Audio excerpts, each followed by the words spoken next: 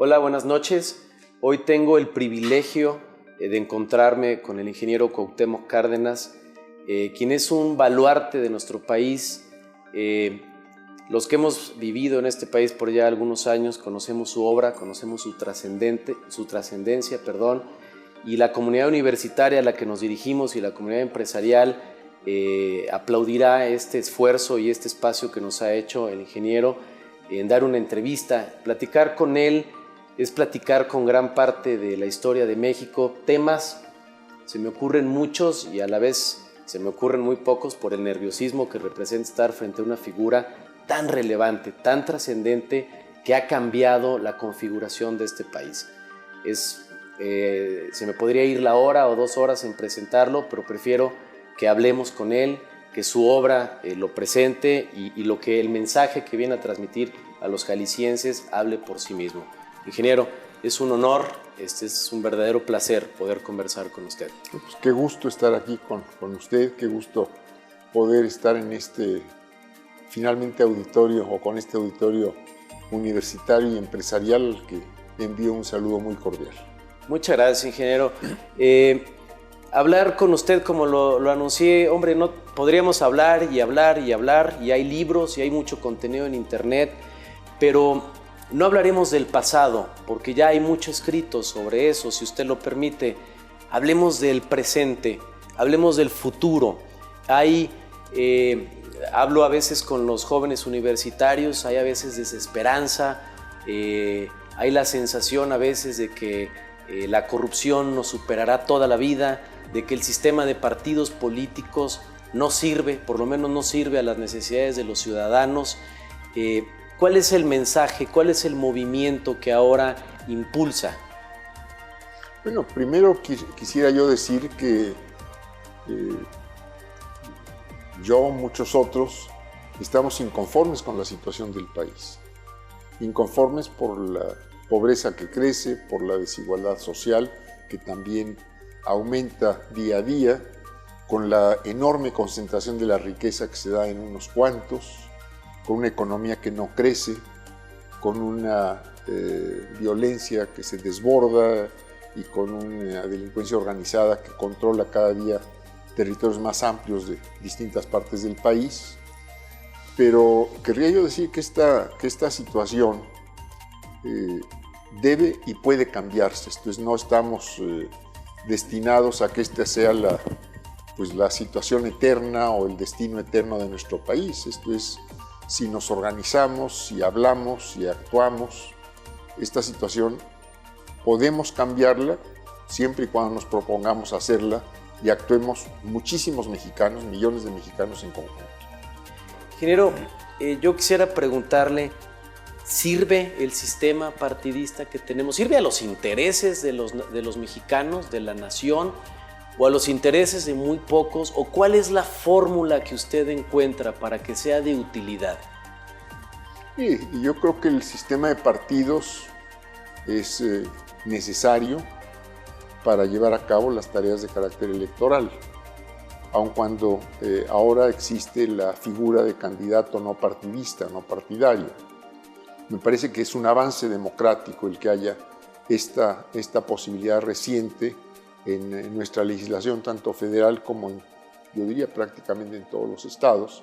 Y me parece que es un avance el que se está planteando aquí en Jalisco, de que para registrar a un candidato independiente se requiera solo un 0.5% del padrón. Creo que es un avance respecto a la legislación nacional y a la legislación de otras entidades.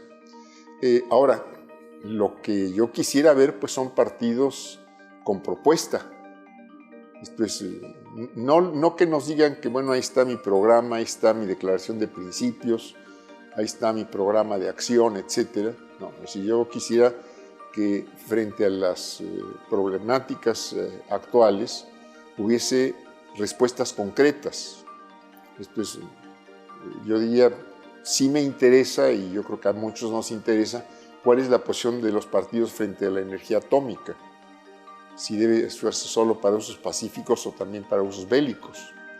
Pero yo creo que este no es el centro de la discusión política. Esto es cómo se abate la pobreza, cómo se acelera el crecimiento de la economía, cómo se mejora la calidad de la educación, en qué aspectos tiene que mejorarse la calidad de la educación, cómo se abate la violencia, cómo se combate efectivamente al narcotráfico, si es un fenómeno aislado o hay otros factores que intervienen también, la educación, la salud, el lavado de dinero, etcétera, que tienen que ver con este flagelo, con este fenómeno que afecta de manera tan grave al país. En fin, yo lo que quisiera conocer, pues, de partidos políticos, de eventuales candidatos, es qué propuestas nos tienen respecto a aquellas cuestiones que más están afectando a la población. Esto es cómo erradicar la corrupción, cómo erradicar la impunidad que van del brazo en este caso.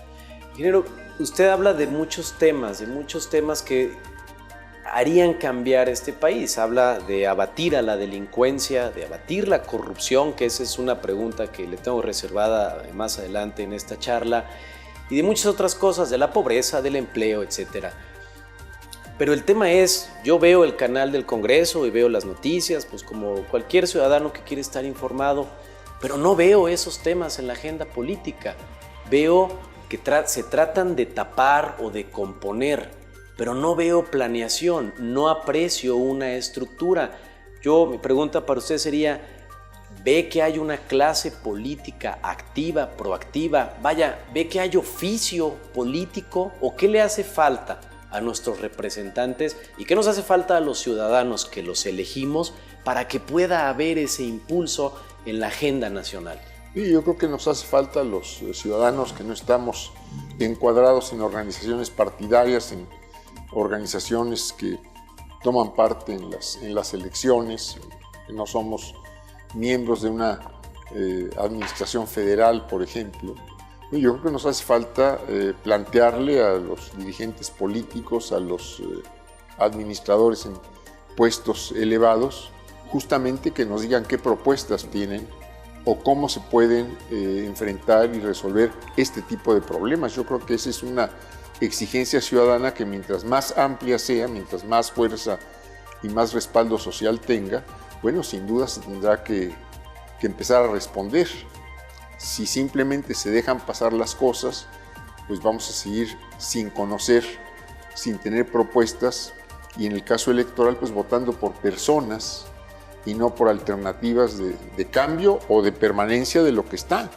Es decir, hay seguramente quien está conforme y se beneficia de la situación que existe, pero habemos otros que consideramos que se requieren cambios muy importantes, tan importantes que esos cambios requieren un respaldo de una nueva o de muy profundos cambios constitucionales. Actualmente hemos visto la intervención de la Suprema Corte de Justicia de la Nación en una que pareciera una reconfiguración de una realidad jurídica. Por ejemplo, se han manifestado en torno a la unión de personas del mismo género, especialmente aquí en Jalisco, donde hace unos días se declaró la inconstitucionalidad de unos preceptos locales que prohibían la unión de personas del mismo género. Se ha manifestado en torno al uso lúdico de la marihuana, etcétera, etcétera. Pero sigue siendo una actividad jurisdiccional, es decir, mediante el litigio, mediante la confrontación de intereses particulares y el sometimiento de la autoridad al ordenamiento constitucional.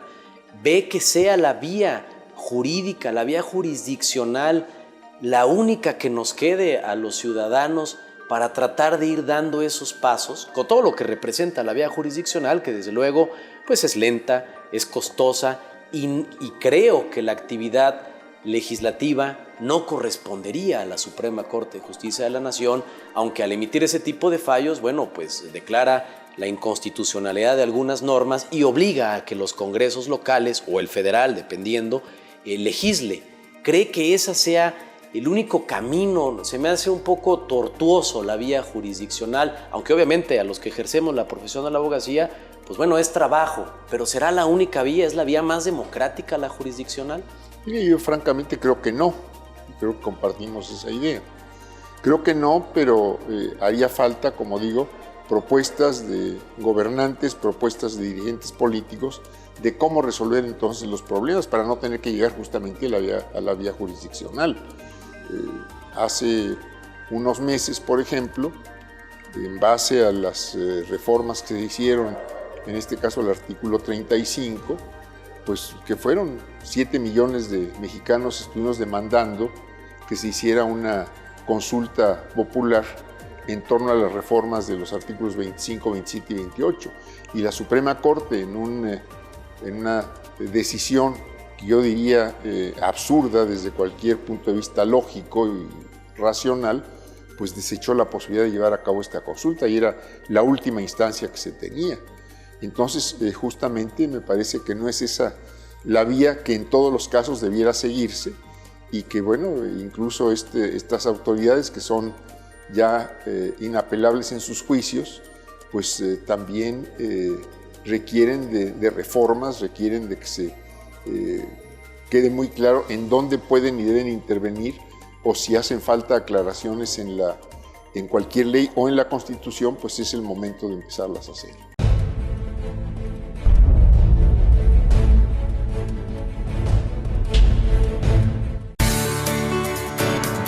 Recuerdo cómo las empresas de mi ciudad crecieron hasta convertirse en grandes corporativos que generan miles de empleos.